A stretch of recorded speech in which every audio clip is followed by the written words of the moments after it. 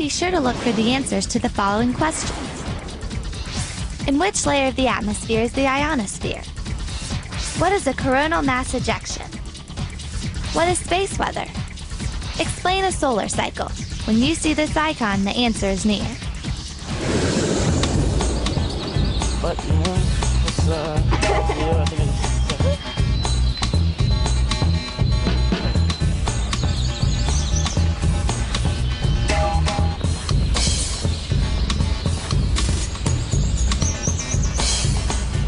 I'm still not sure about this. Come on, it's easy. We find a good hiding spot, note the location using our GPS, put the location on the internet, and our assignment is complete. I already anticipate a good grade. I'm not talking about the assignment. I'm talking about our problem. I've got a new hypothesis. A solar flare occurred during our first attempt at geocaching. Now there is no solar flare, so we aren't getting any technical interference. Well, I agree we aren't receiving any interference, but we still need to confirm our hypothesis. No problem. What do you mean, no problem? Geo Eagle 1 to home base, come in please. Hi, Jacob. We're all set. We should have the results in a few minutes. Jacob, what's going on? I knew you wouldn't just accept my hypothesis, so I did some more research. I set up an interview between RJ, Kaylee, and Dr. Sten Odenwald, a NASA researcher who's also over in Norway. Jacob, you're making real progress. You recognize the problem, conducted solid research, and you're working to verify your hypothesis. I'm impressed. If you think that's impressive, wait till you hear from Dr. Odenwald. Home base, let me know the minute you finish talking to Dr. Odenwald. Home base? Home base. Jacob, come in. We're getting ready to talk to Dr. Odenwald. Do you have any additional questions? Over. Over. Well, that's funny. It was working just fine a second ago. Yeah, it's really strange. Maybe there's been another solar flare that's affected the radio and the GPS. Poor Jacob and Bianca. Oh, look, here he is now. Hi, Dr. Odenwald. Hi, kids. Jacob's been telling me about his hypothesis and the research you've been doing. Sounds very interesting. Yes, it is. Of course, it'll be even more exciting if the hypothesis is correct. Right. We were hoping you could help us.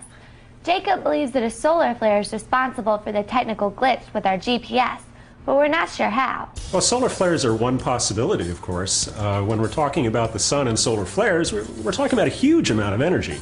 And that energy caused our GPS to malfunction? It could have. Let's start at the beginning. Solar flares happen near the surface of the sun because the magnetic fields there that are all tangled up try to get untangled into simpler shapes, and that releases a huge amount of energy. Sometimes it can heat the surface all the way up to 100 million degrees. That's incredibly hot. It really is. The gases near the flare are so hot that they produce X-ray light, and this light travels to the Earth in about 8.5 minutes and impacts the Earth's atmosphere. Wow, that's quick. And when the X-rays arrive, they disrupt the ionosphere on the daytime side of the Earth. We learned that the ionosphere is part of the thermosphere, where there are a lot of charged particles and free electrons. That's right, and these disruptions can cause shortwave radio blackouts that last for hours. We also learned that GPS communicates using radio waves. And because solar flares affect radio waves, Jacob's hypothesis is right. Well, again, solar flares are only one possibility. You could also have coronal mass ejections and superflares. What are coronal mass ejections? Well, during some of the largest solar flares, the same magnetic changes that produce the flare can actually launch a billion-ton cloud of charged particles into space. These are called coronal mass ejections, or CMEs. Do these clouds affect radio waves? Oh, yes, they can. They also produce some of the most intense and widespread aurora. The thing is that they travel to the Earth much slower than the X-rays do from typical solar flares. It usually takes about 1 to 4 days for a CME to arrive at the Earth. What is a superflare? Well, fortunately for us, superflares are not very common. When they happen, though, they produce an amazing amount of energy. How would a superflare affect the Earth? Well, if you're an astronaut in space, a superflare could produce a life-threatening dose of radiation.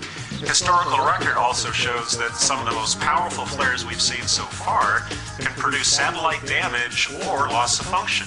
Then our GPS really wouldn't work. Well, that's right. Even the CME from a modest superflare like the one in 1989 caused a blackout in Quebec. Wow, radiation, power shortages, these superflares sound extreme. It's easy to see how something as strong as a superflare would have an effect on our GPS. But what effect would an average solar flare have? Well, space weather includes all solar flares, CMEs, and super flares can disturb the ionosphere. These disturbances slow down the speed of the radio signals sent to the Earth from the GPS satellite, and the speed can vary from minute to minute. And if the signal takes longer to get to Earth, then our GPS receiver will think that the satellite is further away and give the wrong position. Because the speed changes from minute to minute, the GPS location varies as well. That's exactly what happened to us. What we need is some way to predict space weather. And then we would know the best time to geocache. And we'd be able to better protect and prepare our astronauts in space. Well, that's right. NASA's been working for years to understand the complex relationship between the Earth and the Sun using sophisticated satellite systems such as ACE and SOHO. We also work with the image and timed satellite systems and sounding rockets launched here in Norway to study auroras and how electrons and auroral particles flow. So NASA is at work all around the world. That's right, and we work with communities of scientists and researchers all around the world to try to understand how space weather affects the Earth. Thanks, Dr. Odenwald. You may have actually helped support Jacob's hypothesis. And solve our problem with our walkie-talkies. Did you say walkie-talkies? Yes. We lost our radio signal with Jacob just before we called you. There must have been another solar flare that affected both the walkie-talkies and the GPS, because they both use radio waves. Yeah, but walkie-talkies don't usually use radio waves to travel up to the ionosphere and then back down. They usually use what's called a ground wave, which is basically line of sight between the receiver and the transmitter. Oh no! Our hypothesis is incorrect. What do we do now? Well, don't panic. You did use careful reasoning after all, and your basic hypothesis about the GPS problem could still be correct. You just have to do more research. Perhaps there's a way for us to find out if we had any solar activity on the first day of our problem and today. Ah, I think you're onto something. I've got a friend at NOAA who might be able to help. I'll give you his email address. But what about our walkie-talkie problem? Well, walkie-talkies might require a completely separate hypothesis. Think about a common problem that affects small electronic devices when they're in the field. What would that be? How about bad batteries? Take care, kids. Good luck.